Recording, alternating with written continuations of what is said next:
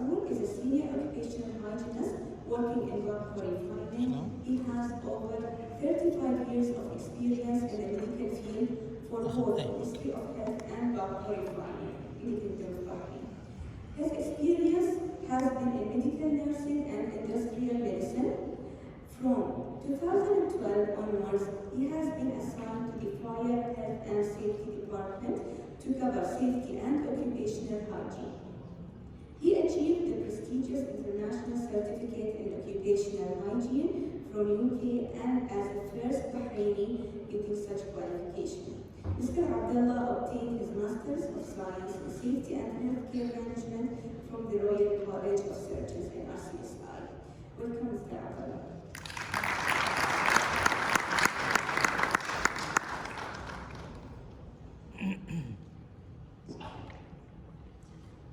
Good morning, ladies and gentlemen.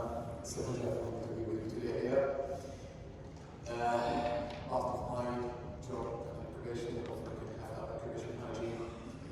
Some of you know what's occupation hygiene and some others don't know what's occupation hygiene. Basically, we are looking at health and safety, and we are going to protect our worker or employee from the work hazard from being ill.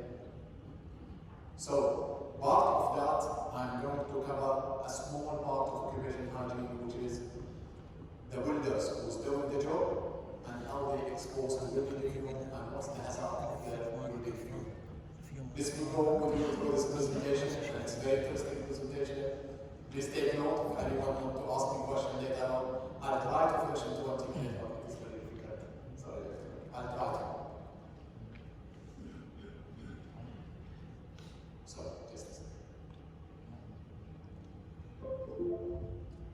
Alright, so welding. You can see welding everywhere. Nowhere or job is being done without welding. You can find it at home, in the industries, in everywhere. So what's the welding? Two metal pieces, they roll it together, they weld it while heating it. And while heating it together by a rope and currents, it will produce a fume. And the welders will inherit that fume. This is a very important point here, the one in the red.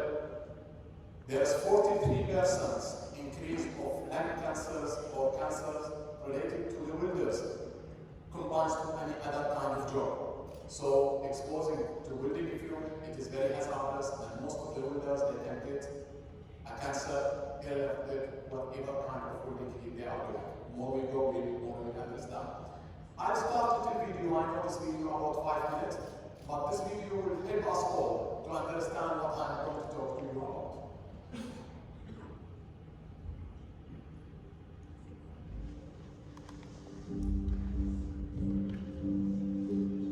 Welding fume consists of a mixture of particles, vapours and gases that are released into the air surrounding an active welding arc operation. The exact content of this mixture varies depending on the type of welding, the parent metals involved, including coatings, the welding rods used, and any support gases required. The welding process releases a cocktail of heated fine metal particles, organic vapours, ozone and gases that rise into the breathing zone of the welder and others close by. This mixture can be breathed into the lungs and has the potential to cause adverse health effects if the exposures are significant. Importantly, whilst the risk posed by welding fume is serious, keeping yourself safe can be straightforward. In this module, we look at the dangers posed by welding fume so that we can understand the risk associated with not wearing respiratory protection.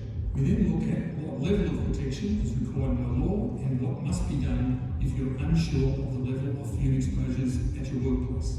Finally, we take a look at what level of protection a welding helmet with integrated powered air respiratory protection can offer. In 2017, the International Agency for Research on Cancer reclassified welding fume as carcinogenic to humans, or in other words, they determined that there is a known link between welding fume exposure and the development of cancer. This reclassification confirmed what was already known. Exposure to welding fume is extremely bad for health, and workplaces must protect their workers. Excessive exposure to welding fume has been linked with multiple types of cancer, including lung, larynx, and urinary tract cancers. Welders present, on average, a 43% increased risk of lung cancer when compared with those who have never welded or been exposed to welding fume. This increased risk of lung cancer is regardless of the type of steel welded, the welding process, and independent of exposure to smoking. Aside from cancer, welding fume can also cause serious long-term health effects like lung function abnormalities, including bronchial asthma, chronic obstructive pulmonary disease, COPD, pneumoconiosis, and other pulmonary fibrosis, as well as stomach ulcers, kidney damage, and nervous system damage. Excessive welding fume exposure is serious. Compliance with the relevant national workplace exposure standards is required under jurisdictional work health and safety laws in Australia and New Zealand. There is a workplace exposure standard for welding fumes, not otherwise classified, and there are also specific standards for particular chemicals that can be commonly found in welding fume. The fume concentration for welding fumes inside a welder's helmet must not exceed 5 milligrams per cubic metre of air using a time-weighted average. This means that the maximum average airborne concentration of total welding fume, when calculated over an 8-hour working day over a 5-day working week, must not exceed 5 milligrams of fume per cubic metre of air.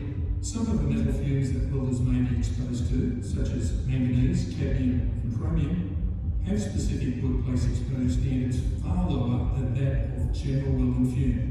Hardening agents found in metals, coatings, welding bolts, alloys, filler materials, and plated materials can include toxic chemicals that have extremely low exposure limits and can lead to very serious health effects.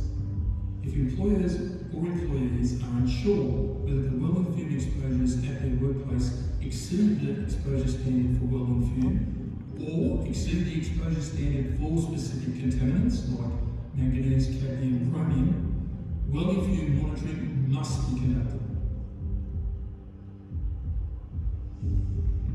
It is I don't need to complete all the videos for saving times. As you can see, most of the welders down here down in Bahrain or industry, as more of you can see, the welders are not compliant, or even the employer are not looking after their employee. Where you can find all the welders that are using the welding and they wear nothing, or there is no requirement of LEV or general exhaust ventilation or the requirement to protect the water. What you can see the welder is doing, the welding, maybe barely they do wearing anything, they don't wear anything. Or they wear a clothes, a piece of clothes, or sometimes you find them wearing like a surgical mask or whatever. This is not sufficient to protect the water from getting lung cancer, and we have to look at this issue seriously. So now we start in another aspect. So the hazard of welding fume is start from duration. How long he been doing duration? The more he's doing the job, the more harm he's going to get. Type of welding. There is different type of fluid he's using. There is one type of fluid is called carbon steel, the majority of it, and there is some type called stainless steel. And there is different type of fluid. And from that fluid, everyone have different components, like from steel or chromium or manganese or whatever. And each of that more harmful than others. So the work environment, is he going to work inside a confined space? Or he's going to work in open area where you can find all kind of job being done everywhere. And finally, the protection, what kind of protection he's using. So, during the welding, there's two things can be generated. One of it is called gases, and the other one is the fume. Which one is more harmful? The fume is more harmful. Why? Because we have the particulate, it is in micron, it is very small. We have defense mechanism in the body. We call respirable, inhalable, or respirable. Inhalable, it can reach only the upper respiratory tract, but respirable one, which will reach to the deep of the lung. If it reaches to the deep of the lung, it's going to be inside the lung, and that's where cancer can be produced. This is the symptom. When you're doing the welding, there is different kind of symptom you can get every part of your body. I'm not going to go through this because I want to save the time, but the symptom can be either to the eye, to the nose, to the hand. You'll get coughing, but mostly it is to the lung. Lung cancer is the most part which can be affected by the welders. So, from the effect, we can say there is some kind of effect that can happen immediately, another kind of effect it can be seen immediately. That's when the worker is violating and they don't wear the required PPE and they continue to work without anything, and later on they can reach to chronic one. And that's the chronic one is the most hazardous than the acute one. Acute one, you can cure it, you get pain. I'm doing that things I will get pain. No, I will wear the gloves. So I don't want to get the pain, I will wear the gloves. But the chronic one, you can see it. You will keep welding years after years. And when the symptom present, you can't cure it when it goes to cancer. So this is about acute things where you can get all these kind of things like irritation, scoff, and whatever things. And the other part is the chronic one, which you can do the welding over years, and later on you can develop lung cancer. This is starting from generation you get adults until you come nearer to age, then when that's to adhere to you. All welding fume can cause lung cancer. Before, in HEC or the regulation, they were saying there is certain kind of welding fumes can cause lung cancer, but now they didn't differentiate between carbon steel or stainless steel. All of it they consider it as carcinogenic, and you have to protect your employee against that. So, if we can see the fume metals, the roll itself, it can contain all these items like chromium, iron oxide, manganese, nickel, carbon, and ozone. But which one is the most dangerous? The stainless steel roll is the most dangerous than carbon steel because it contains chromium and manganese and nickel. More slides to show you the effect of that. So this is the difference between mild steel and carbon steel.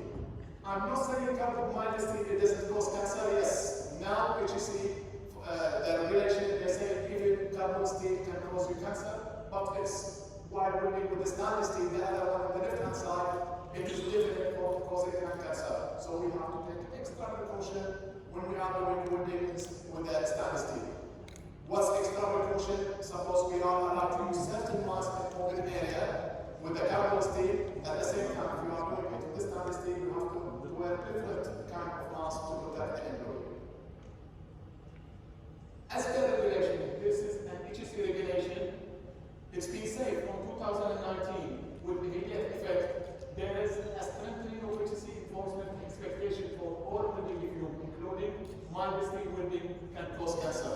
So they didn't exclude mild steel, which is carbon steel. Previously, they didn't consider mild steel welding, it can cause cancer, but now, every kind of welding, we have to be careful with it, as it can cause lung cancer. So, the process of welding, what will happen? First one, we see the welding group, start to have welding, there is welding fume. It can affect, because you inhale that breath of the fume, it can affect your lung, and later on you will be hospitalized and you will die of the lung cancer. If you have enough protection, you make a welding, you have a protection with PPE, with everything, then you protect yourself from getting a lung cancer and hospitalization and die with the cancer. So, the fume facility,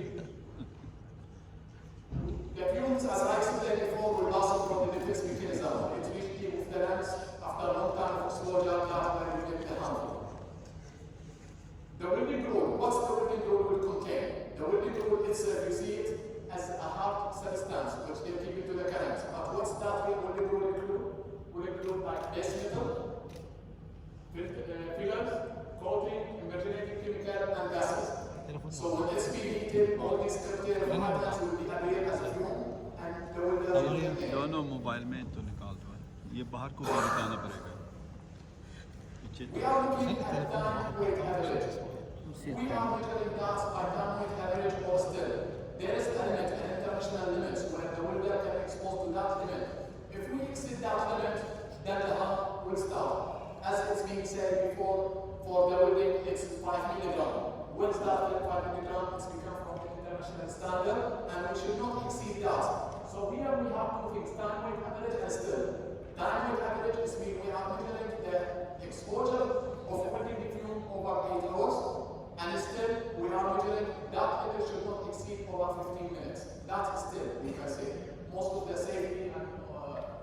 they understand what does it mean.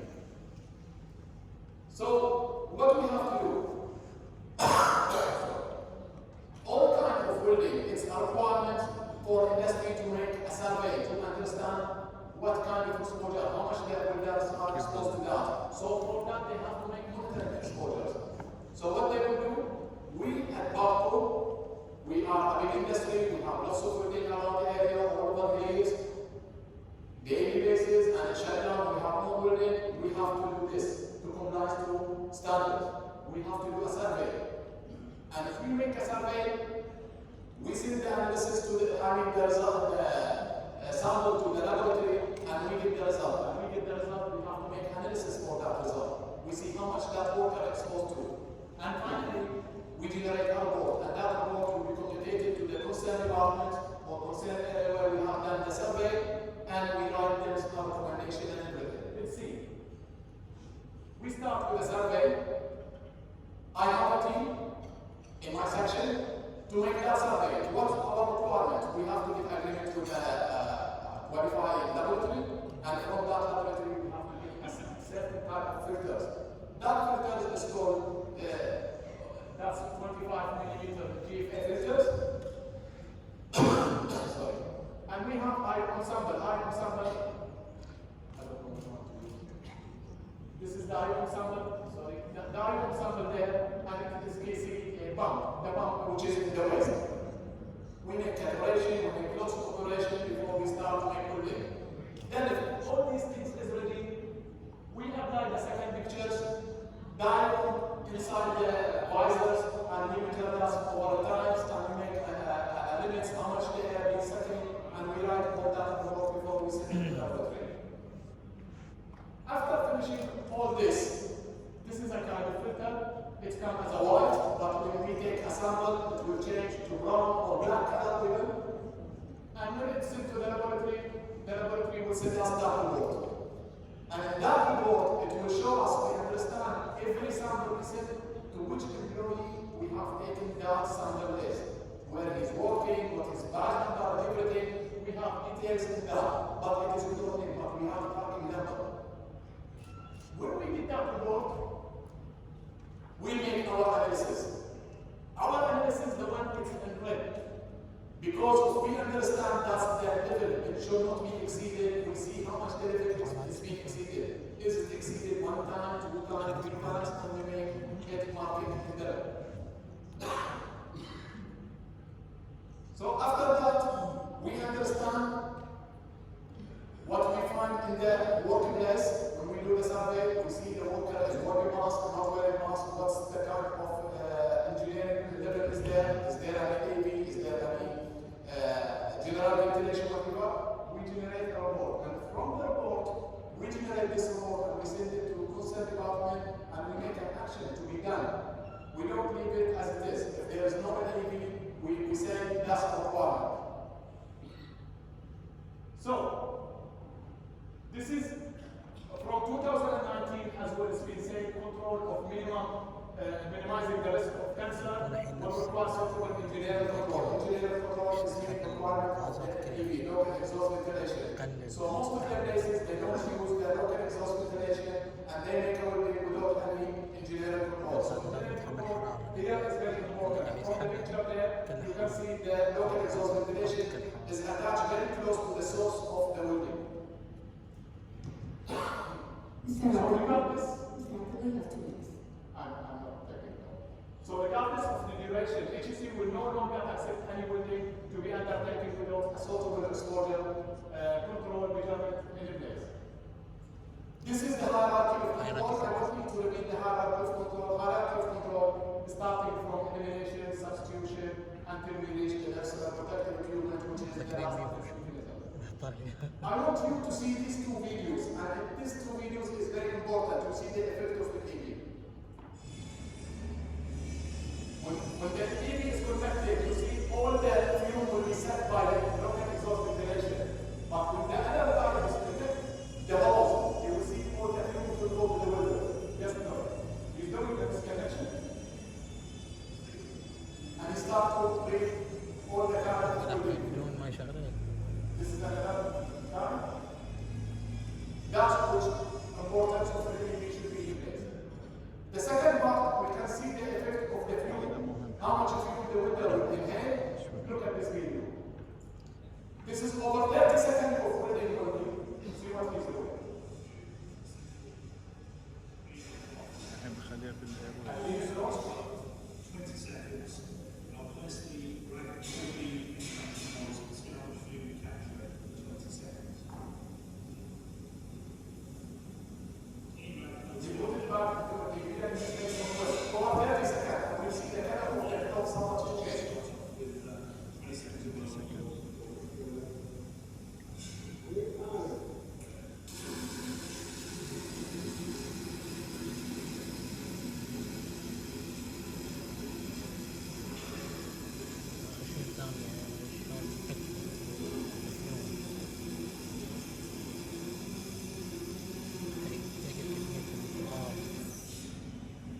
That's 30 seconds. Imagine if the welder is making the welding for 8 hours or every day. What will happen to it? Just look at the difference.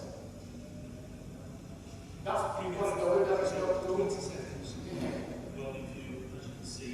This is over 30 seconds only. Imagine the welder is doing the job over 8 hours or daily without any protection. That's what he's going to get inside his tank. Okay. So, make risk assessment. For any kind of work, we make a risk assessment as well as for welding, make risk assessment. Make effective ventilation, awareness, evaluate the work situation, and what kind of sliding protection to use. When you position the welders, upward or downward, no exhaust ventilation, natural ventilation is outside or inside one space, and the respirator. It is very important to understand what kind of respirator you are going to use. This is the general ventilation which is available in some places, and some places even inside the workshop there is no general ventilation. This is a kind of local exhaust ventilation which is available in the market, which you can use. You can name anyone which is effective and can be used. This is appropriate RBE should be used. What kind of RBE you need to use? You have to understand. You need to seek somebody professional to understand what kind of RBE need to be used in application. This is the kind of RBE which can be used for the welding place. What's the difference between number 1, number 2, and number 3? There is a protection factor. You see the ones in the red? 10, 20, 40. It's mean this protection can give you 10 times the exposure level. The other one is more advanced. It can give you 20 times the exposure level, and the fourth one is the most appropriate one, and the best one can give you up to 4 times the work exposure level. So it depends where you are going to work and what kind of protection you need to do. This is an example when you are doing the job. If you are doing the job inside the tanks, what kind of protection you have to use, PPE. If you are doing the welding inside the tank, which is open roof or closed roof, and welding in open air and welding in offshore. This is assembly telling you what kind of RBE you need to use in that workplace. I'm sorry for the